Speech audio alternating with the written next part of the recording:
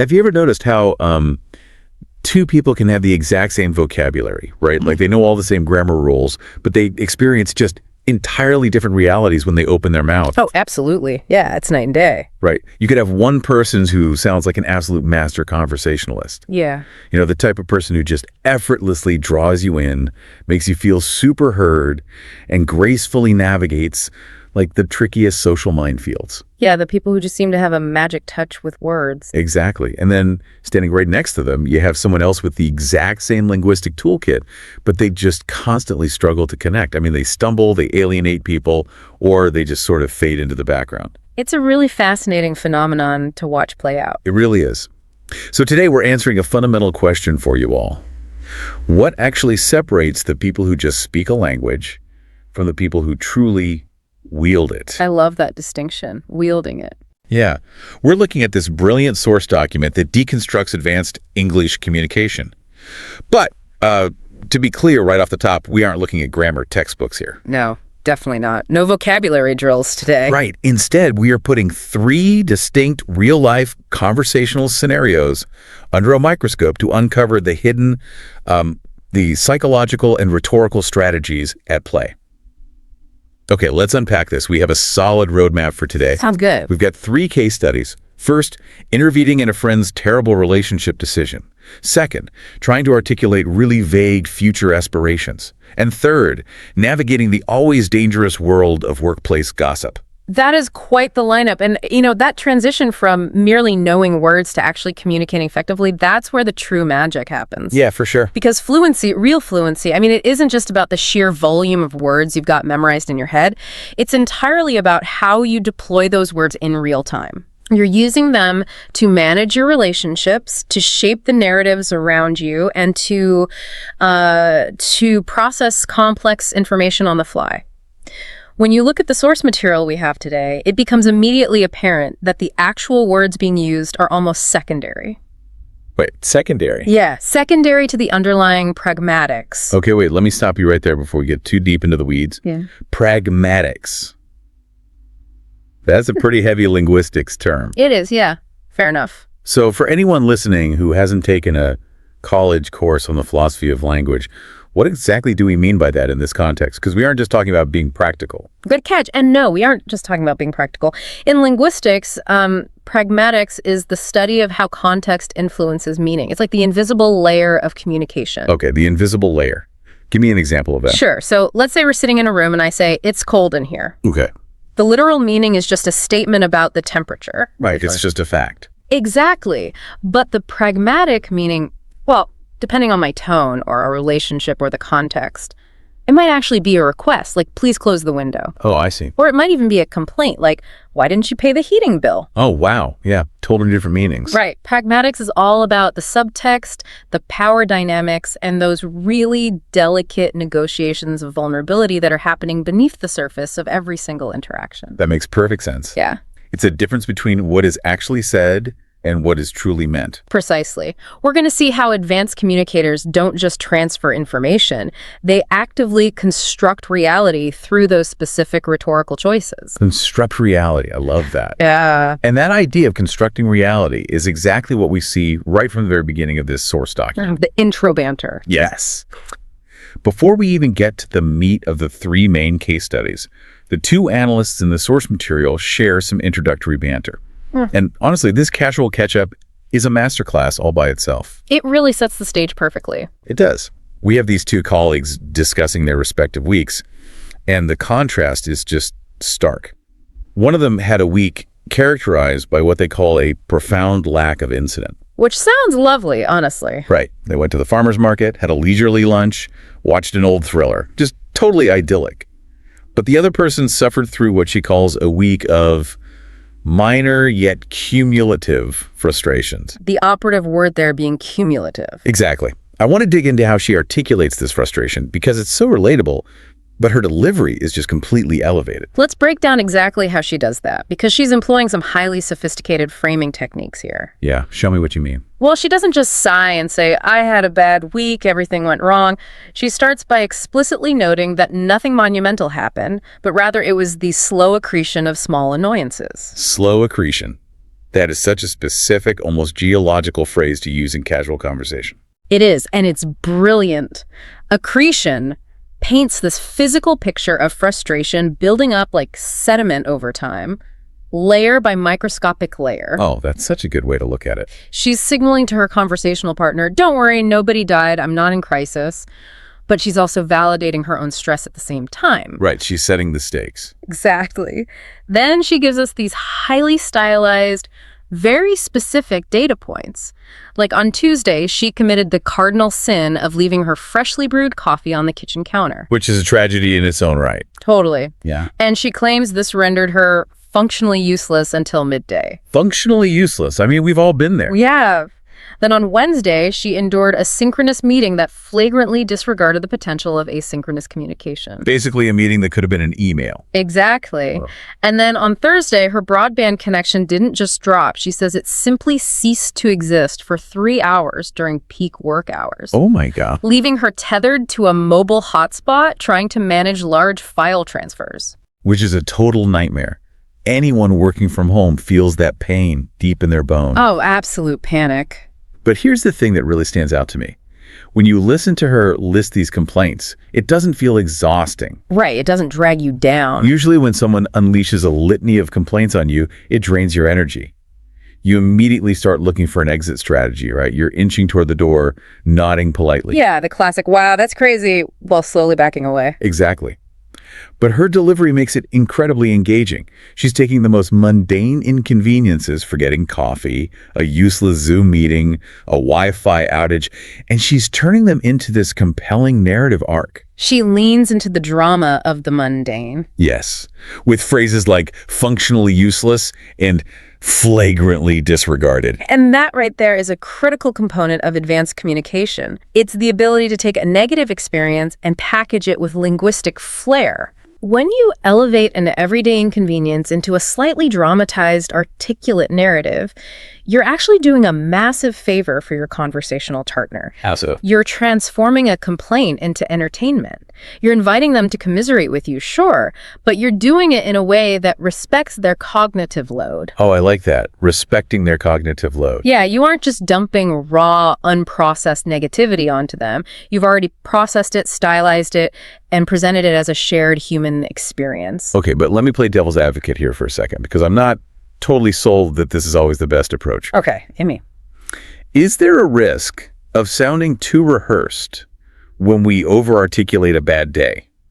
Think about a stand-up comedian testing out a tight 5-minute set at an open mic versus a friend who's genuinely, organically venting to you over a beer. Right, there's a difference in vibe. Big time. If someone comes to me and they have this perfectly polished, rhetorically flawless monologue about how their Wi-Fi went down, am I going to feel like they're being authentic? Or am I going to feel like they're performing for me? That's a really valid concern. Because there's a danger in being too articulate when you're supposed to be vulnerable, isn't there? That's a completely fair pushback, and it really touches on the razor's edge of conversational fluency. Yes, there is absolutely a risk of sounding overly rehearsed, but it all comes down to the severity of the context. The stakes of the conversation. Exactly. If you're recounting a genuine tragedy, a medical diagnosis, a deep betrayal, a profound loss, you do not want to sound like you're reciting a script. No, that would be weird. Almost sociopathic. Right. Deep vulnerability often requires a certain roughness, a fragmentation of language for it to feel authentic. If you polish a trauma too much, it feels pathological. Okay, yeah, that makes sense. But we have to remember the context of this specific banter. These are minor, everyday annoyances. Leaving your coffee on the counter is not a trauma. Right, it's just annoying. It's a bummer, but you'll survive. Exactly. So in this low-stakes context, the polished delivery acts as a pragmatic signal. A signal to the listener. Right. It tells the listener, I'm frustrated, but I'm not fundamentally broken by this. I have enough distance from the frustration to find the humor in it. Okay, I see. It's actually a bonding mechanism. It says, we can laugh at this together because I've already done the emotional labor of processing it. Okay, I see what you're saying. It's a signal that you've survived the minor tragedy and lived to tell the tale with some style. Exactly. And think about how this applies to your own life, for everyone listening. The next time you come home after a terrible, annoying day at the office, or when you call a friend to vent, Yeah, we all do it. if you can learn to package those mundane frustrations with a bit of linguistic flair, maybe a touch of hyperbolic humor. You're actually giving the other person a gift. A gift, yes. You're giving them a story to react to, rather than an emotional burden to carry. You're connecting over this shared absurdity of modern life without dragging them down into the mud with you. Precisely. It's an unspoken negotiation of emotional labor. You're doing the heavy lifting of processing the negativity so they don't have to absorb it raw. Which is just a really kind way to treat your friends. It really is, and that requires a very high degree of social dexterity and self-awareness. Which perfectly transitions us into our first major scenario from the source material. Oh, this one is tough. It is. Because while managing a bad week takes a certain kind of linguistic skill, navigating a friend's terrible life choice takes absolute conversational mastery. You're walking right into a minefield. You're essentially walking into a relational minefield. So let's set the stage here. We have a case study involving two friends, Mark and Sophie. Okay. Mark is contemplating getting back together with his ex-partner, a woman named Clara. Now, Sophie, his friend, thinks this is a catastrophic misjudgment. She is not a fan. Not a fan at all. She believes this is a terrible idea based on their history, and she decides she has to step in and try to stop him. This is a situation that requires an incredible amount of delicacy. Yeah, how do you even approach that? Well, it's a universal challenge, right? How do you offer unsolicited advice, especially when it goes directly against what the person currently wants, without causing irreparable damage to the relationship? It's so hard. You don't want to push them away. Exactly. You have to find that razor-thin balance between demonstrating that you care about them and appearing like you're trying to control their life. Right. If you stay silent, you're failing as a friend. But if you use the wrong words, you could alienate them entirely, and then you've lost the ability to help them at all. And when you look at the transcript of their conversation, the very first thing that jumps out is the asymmetry. It's so obvious. It's glaring. Mark is barely speaking. He's relying almost entirely on monosyllabic phrases. Just one-word answers. Right. When Sophie brings up how hard the breakup was, Mark just says, yes, it was hard, or I know, or maybe. It feels like a defense mechanism. It's like a turtle pulling its head into its shell. That's a very accurate psychological read. The source analysts call this a conversational retreat. Conversational retreat. I like that term. Yeah. Mark isn't grammatically incorrect, right? He's answering the questions. But pragmatically, he's stonewalling. He's giving her nothing. Right. He's shutting down the conversational space. Yeah. He's giving Sophie absolutely nothing to build on, which means Sophie is left having to do all of the heavy emotional lifting. Just to keep the interaction alive. Exactly, without coming across as an interrogator. And I think that's where most of us would completely blow it. Because Mark is giving her nothing, the temptation for most people in Sophie's position would be to escalate. Right. Oh, 100%. If the person isn't agreeing with you, the natural human impulse is to just state your point louder, more forcefully, and with more evidence. You start listing their mistakes. Exactly. Most people would say, Mark, are you crazy? It was really bad. Clara treated you terribly. You're making a huge mistake. Which would just make him retreat further. But Sophie doesn't do that. She doesn't just mirror his simplicity, and she doesn't resort to blunt facts. Instead, she grounds her entire argument in their shared history. Yes. She says to him, I sat with you through a lot of that. Hearing that phrase, it almost feels like she's laying out her resume of friendship. A resume of friendship. Yeah, is that what makes it work so well? That's a great way to look at it, because that single statement, I sat with you through a lot of that, accomplishes multiple complex pragmatic functions simultaneously. Okay, walk me through them. First, as you noted, it establishes her credentials. She isn't an outside observer judging him from afar. She was in the trenches with him. Right. She saw the tears. Exactly. Second, it reinforces the severity of the past situation without her having to explicitly list all the toxic things Clara did. Oh, that's so smart. Right. By reminding him of her physical presence during his suffering, she forces him to remember the suffering itself. She doesn't have to say, Clara made you cry for a month. She just says, I was on the couch with you. Exactly. It bypasses the debate over Claire's character entirely. That is so clever. And third, it validates her right to speak on the matter. It implicitly says, I earned the right to have an opinion on your future because I helped you clean up the mess in your past. Wow. And she does all of this without sounding condescending or aggressive. It's incredibly strategic. Yeah. And it points to the biggest technique she uses throughout this entire exchange, which the source analysts highlight as an absolute masterstroke. Oh, the I statements. Yes. What's fascinating here is Sophie completely avoids using accusatory you statements. She really does. She never once says, you're making a mistake, or you shouldn't do this, or you always go back to her. Her entire argument is framed from her own perspective using I statements. That's so subtle. She says, I don't want to watch that happen again. I was there. It completely changes the dynamic of the conversation. It does. It's a classic communication technique taught in couples therapy and conflict resolution, actually. Oh, really? Yeah, but executing it flawlessly in a high-stakes emotional moment is very difficult. By relying exclusively on I statements, Sophie completely neutralizes Mark's potential defensiveness. Because there's nothing to defend against. Let's play out the alternative. If she says, you are making a mistake, she is judging his choice. She's attacking his judgment. Right. And human psychology dictates that he will instantly put his guard up and defend his decision, even if he secretly doubts it himself. Right, because now the fight isn't about Clara anymore. The fight is about Mark's intelligence and his autonomy. He has to defend his ego. Precisely. But by saying, I don't want to watch that happen again, she shifts the focus entirely to her own feelings. She's making it about her. She's expressing her own vulnerability. Mark cannot argue with Sophie's feelings. He can't say, no, you actually do want to watch it happen again. Right, that makes no sense. It forces him to acknowledge her care for him rather than defending his own actions. It's the difference between dictating to someone and advising them. It reminds me of conversational Aikido. Aikido, how so? You know, in the martial art of Aikido, you don't block a punch by throwing a rigid block or a counter punch. You don't meet force with a head-on collision. Right, you use their momentum. Exactly. You take the momentum of your opponent's attack and you redirect it. You step to the side and let their own energy unbalance them. That's exactly what Sophie's doing here. Yeah. Mark has all this defensive energy ready to go. He's bracing for a fight about Clara. He's ready to list all the reasons Clara has changed. Oh, you know he had a list ready. Totally. But Sophie doesn't attack Clara, and she doesn't attack Mark. She just expresses her own pain at seeing him hurt. She steps to the side, and Mark's defensive momentum has nowhere to go. It just dissipates into the air.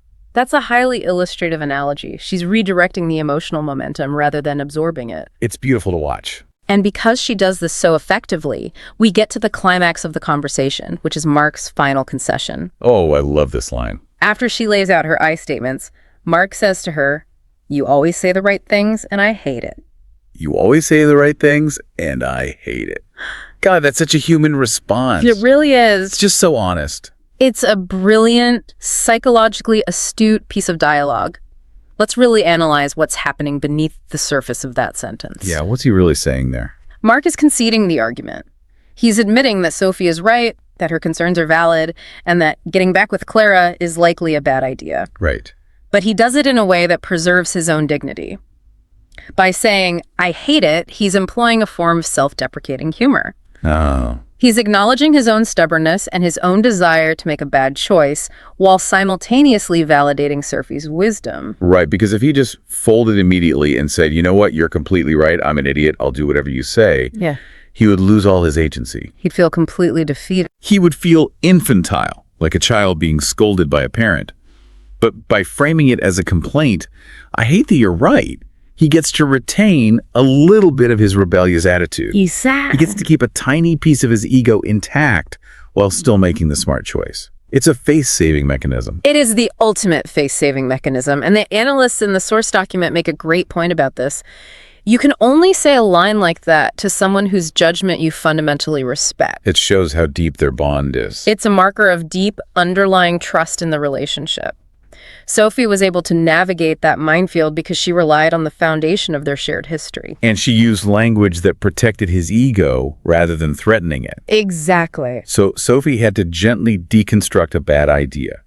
She had to take an existing plan that Mark had, getting back with Clara, and carefully dismantle it without hurting him. Which is hard enough. But our next scenario from the source material is about the exact opposite challenge. Building something up. Yes.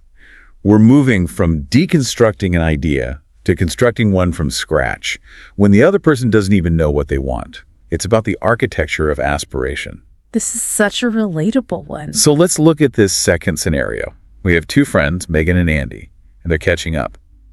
The conversation turns to the future, as it so often does with friends. What are your plans? The dreaded question. The worst question. Megan is trying to articulate her plans, but her plans are incredibly nebulous right now. Very foggy. She's talking about wanting to go to Japan and maybe doing something with design, but she's really struggling to put it into words. Discussing future aspirations is notoriously difficult for most people. It's very easy to sound stilted, generic, or overly rehearsed, like you're reciting a corporate mission statement for your own life. Oh, absolutely. I plan to leverage my synergies in the Tokyo market. Right, nobody talks like that organically. But it's equally easy to sound completely lost and unmoored. And Megan is definitely falling into the latter category in this scenario. She is really floundering. She's facing a highly relatable form of uncertainty. She has impulses and desires, but she doesn't yet have a cohesive narrative to tie them together. And you can see that structural collapse in her language. You really can. The source material highlights the stark contrast between Megan's delivery and Andy's delivery. When Andy asks Megan about Japan, her response is incredibly fragmented. She says, "I don't know, I saw photos. It looks very beautiful." It's just pieces of thought. It's poorly cohesive. There's no narrative glue holding those thoughts together. They're just isolated data points floating in space. No connecting tissue. I feel like we all do this when we're put on the spot about the future. Why is her default instinct to say, "I don't know"? Psychologically, I don't know is a shield. A shield. Yeah. When we're asked about the future, we immediately encounter the fear of commitment and the fear of failure. Oh, that's so true. If Megan says, "I'm going to move to Japan and become a renowned designer," she's setting a benchmark that she might fail to reach. And then she'd look foolish. Right, it triggers imposter syndrome. So her brain defaults to, to lower expectations. Just keeping the bar on the floor. Exactly. The source analysts point out that a more integrated response might have been something like, "I'm not entirely sure, but I stumbled across some photographs and was just captivated by the aesthetic, so I'm exploring that." Right, which sounds much more put together. But Megan isn't there yet. She's struggling to construct a compelling narrative around her own desires. And this is where Andy's role becomes so crucial. Because Andy doesn't just sit there. No. Andy doesn't just sit there and passively listen to her struggle. He engages in what the analysts call conversational scaffolding. Conversational scaffolding. I really love that term. It's very descriptive. But I want to make sure I'm visualizing this correctly. How does that actually play out in their dialogue? Think about scaffolding on a physical building project. Okay, like metal pipes and boards. Exactly. It's a temporary structure made of metal bars and wooden planks that you put up to support the workers and materials while the actual permanent building is being constructed. Right. It holds everything up. And the scaffolding isn't the building itself. Once the concrete is poured and the walls are strong enough to stand on their own, the scaffolding is removed. Oh, I see. In a conversation, scaffolding is when one speaker actively builds a supportive conceptual framework underneath the other speaker's nascent ideas. So they're propping them up. Right. In this case, Annie doesn't just nod and say, "Cool, Japan sounds fun." He actively builds the bridge under Megan's feet by offering a relevant personal anecdote. Okay, what does he say? He shares a story about his own experience going to Portugal without a strict plan. Right, and by doing that, he isn't just filling dead air to make her feel less awkward. He's validating her vague impulse. He's showing her it's okay to not know. He's implicitly saying, it's okay that you don't have a rigid itinerary or a 5-year plan. I did something similarly vague in Portugal and it worked out. He's giving her permission to keep exploring the idea out loud without feeling stupid. He's actively scaffolding the conversation so she can climb higher and see her own idea more clearly. That's a perfect distillation of the technique. And here's where it gets really interesting. He uses a very specific phrase that the analysts highlight as a masterclass in advanced fluency. Okay, what's the phrase? He says, it builds from there. It builds from there. It seems like such a simple, almost throwaway line. I mean, I probably use it all the time without thinking. Why do the analysts consider that advanced linguistic shorthand? Because it implies an entire complex process of incremental progress without forcing either of them to actually spell out every single step of a life plan. It's like a placeholder for, and then life happens. Exactly. It's a shorthand that trusts the listener's intelligence. It trusts that Megan understands the concept of organic development. By saying it builds from there, Andy is relieving Megan of the exhausting burden of having to explain the mechanics of how exactly booking a flight to Japan will miraculously lead to a sustainable career in design. Because neither of them know the answer to that yet. Right. He's acknowledging that the future is emergent, not predetermined. It's a very sophisticated way of maintaining momentum in a conversation about the unknown. Okay, I love that. But I have a major concern about this scaffolding concept. Oh, What's the concern? I see the value in it, totally.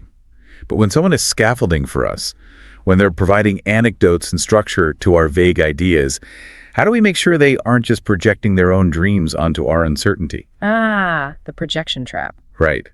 For example, if Andy went to Portugal, threw his phone in the ocean, had a great time finding himself, is he really helping Megan build her own specific vision for Japan? Or is he just telling her to be him? Exactly. Is he just subtly encouraging her to repeat his life choices? How do you scaffold someone's dream without hijacking their narrative? You don't want to build your house on their land. That is the perpetual danger of offering advice, mentoring, or even just intense listening. Are you helping them build their vision, or are you imposing your blueprint on their life? It's a fine line. It is. The key to avoiding that trap lies in how the speakers handle uncertainty syntactically. Syntactically. Yes, through their sentence structure. Let's look at how Megan and Andy navigate it. When Megan is uncertain, as we noted, she defaults to a definitive block. She says, "I don't know." A dead end. That statement shuts down exploration. It's a closed door. But look at how Andy handles uncertainty. He doesn't state his Portugal experience as an objective law of the universe. He doesn't say you have to do this. Right. He doesn't say the only way to figure out your life is to travel without a plan. He confidently expresses subjective opinions. He says things like, "I think that's the best way sometimes." Ah, I see. I think that's the best way sometimes. It sometimes does a lot of heavy lifting there. It does. It's a critical pragmatic distinction. Right. He's qualifying his opinion with "I think," and sometimes acknowledging that his way isn't the only way. Right, leaving room for her. Exactly. But he's presenting that qualified opinion with total conviction. That ability to qualify an opinion, to leave room for the other person's reality and agency, while still presenting it smoothly and confidently, is the ultimate marker of conversational fluency. Because it feels supportive, not bossy. Right. It ensures that his scaffolding remains a suggestion, a temporary support, rather than a permanent mandate. He's offering a blueprint, but letting her decide if she wants to pour the concrete. And it works. Because if you look at the end of that scenario in the source text, Megan actually achieves a satisfying narrative arc. She finds her footing. She does. By the end of the conversation, she says, Japan first, then design. She takes these nebulous floating ideas and she sequences them. So he builds the first floor. Exactly. Yeah. She creates a rudimentary but actionable plan. And she couldn't have done that if she had just been sitting alone in her apartment agonizing over it. Exactly. The shift from, I don't know, I saw photos to Japan first, then design, represents her taking ownership of the ideas. She used the scaffolding Andy provided to climb up and build her own cohesive narrative. Think about how you can apply this to your own friendships. When you have a vague idea or a dream, finding someone who knows how to scaffold. It's invaluable. Someone who will offer parallel experiences without projecting their ego onto you. Someone who will help you sequence your thoughts. That can be the literal difference between a dream staying a daydream and a dream becoming a plan. It really is. You're literally architecting your future through conversation. It makes you realize how vital the right conversational partner is. It truly highlights the generative power of language. We don't just use words to describe what already exists in the world. We use words to discover what could exist. That's a beautiful way to put it. Generative power.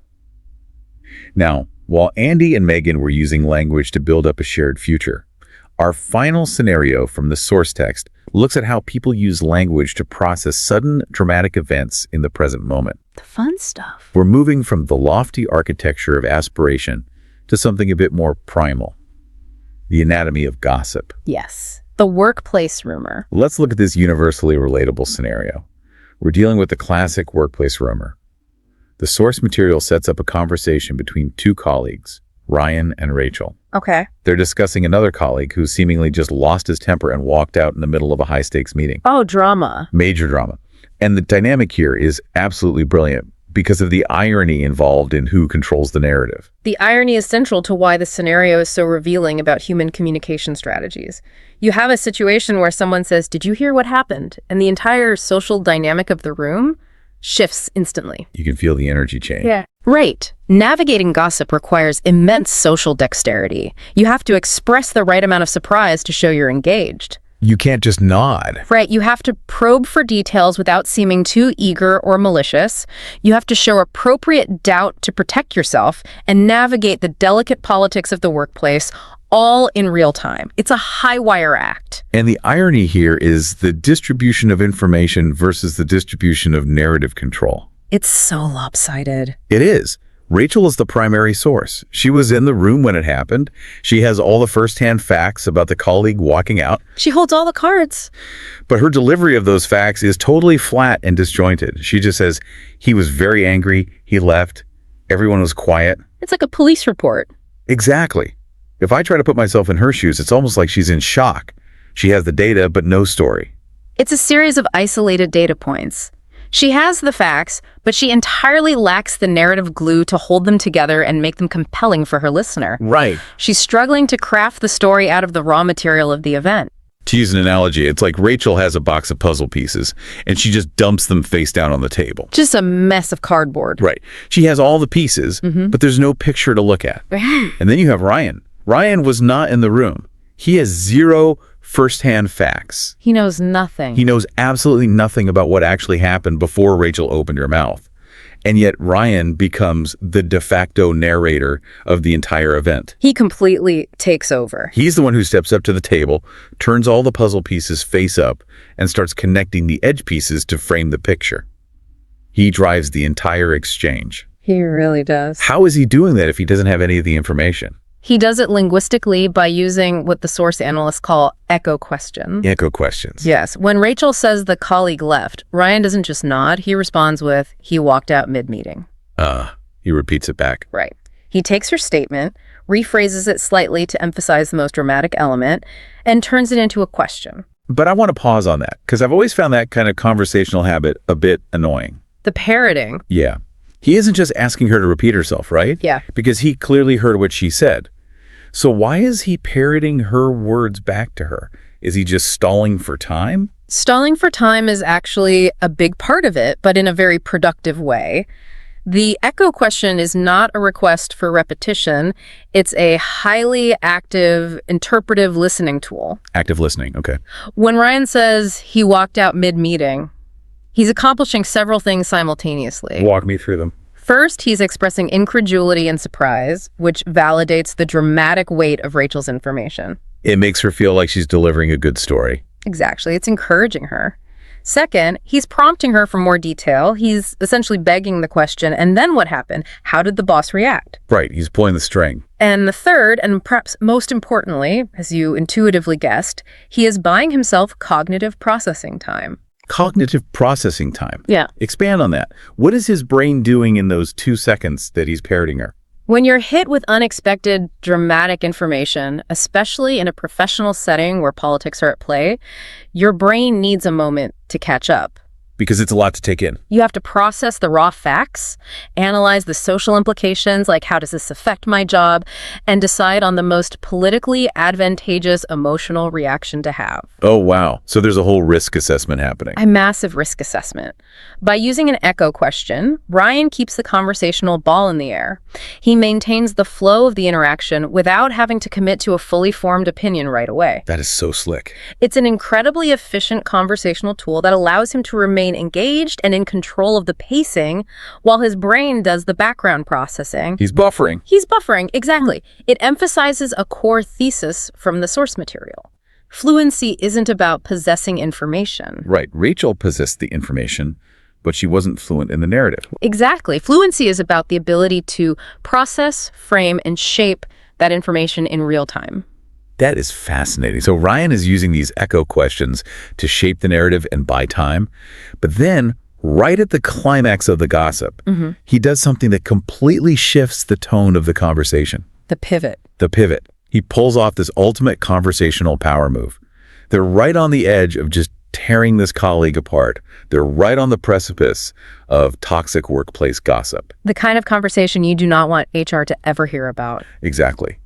And Ryan abruptly pivots to empathy. It's a masterstroke. He says, I'm not judging him. I've had moments where I was this close to saying something I'd regret. If we connect this to the bigger picture, this is arguably the most sophisticated move in all 3 of our case studies today. Really? The most sophisticated. I think so, yeah. Ryan uses meta-commentary. Meaning he talks about the conversation itself. Right. He steps outside the immediate flow of the gossip and comments on the nature of the situation itself. By saying, I'm not judging him, and relating the colleague's outburst to his own past experiences of stress, he elevates the entire conversation. He rescues it from the gutter. He takes it from a petty, potentially toxic recounting of who did what, and he transforms it into a nuanced reflection on the human condition of workplace frustration. Wow. He demonstrates extremely high pragmatic competence. He proves that he can handle the most volatile social currency gossip without getting his hands dirty. It's brilliant because it protects him, too. Let's be real about corporate environments. No. If that conversation ever gets repeated, Which always does. always, if Rachel goes to someone else and says, Ryan and I were talking about the walkout, Ryan isn't the guy who was trashing the colleague. Right. Ryan is the guy who showed profound empathy. It's a defensive maneuver dressed up as emotional intelligence. That's a great way to put it. And what's really interesting is how Rachel reacts to this. Once Ryan elevates the conversation to empathy, Rachel immediately mirrors him. She follows his lead. She does. She drops the flat reporting of facts and offers her own astute psychological summary. She says, maybe he was very tired, like too much. Like too much. Yeah. It's grammatically very simple, incredibly informal, but psychologically it's deeply insightful. Because she's looking at the cause. Right. She's making an attempt to understand the internal state that led to the colleague's external behavior. She's looking past the dramatic action of walking out and looking at the exhaustion that caused it. Right. But the key takeaway here is that she wouldn't have gone there on her own. Ryan's scaffolding of empathy gave Rachel the permission and the vocabulary to find her own empathy. He guided the conversation away from toxicity and toward understanding. Precisely. So what does this all mean? We've journeyed through 3 incredibly distinct conversational landscapes today. We covered a lot of ground. We started with the relational minefield of intervening in a friend's bad decision, where we saw Sophie use I statements and conversational aikido to redirect Mark's defensiveness and save his ego. A brilliant tactic. We moved into the architecture of aspiration, where we watched Andy provide conversational scaffolding so Megan could build a cohesive narrative for her vague future without having his dreams projected onto her. Another masterful display. And finally, we dissected the anatomy of gossip, where Ryan used echo questions to process information and shape the narrative, and then powerfully pivoted to empathy to elevate the discourse and protect himself.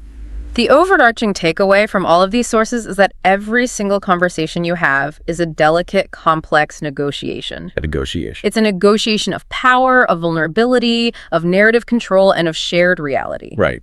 The words you choose, whether you use an I statement or a you statement, whether you say, I don't know, or I think that's the best way sometimes, these aren't just stylistic choices or matters of grammar. They're the actual tools. They are the actual tools you use to manage those negotiations.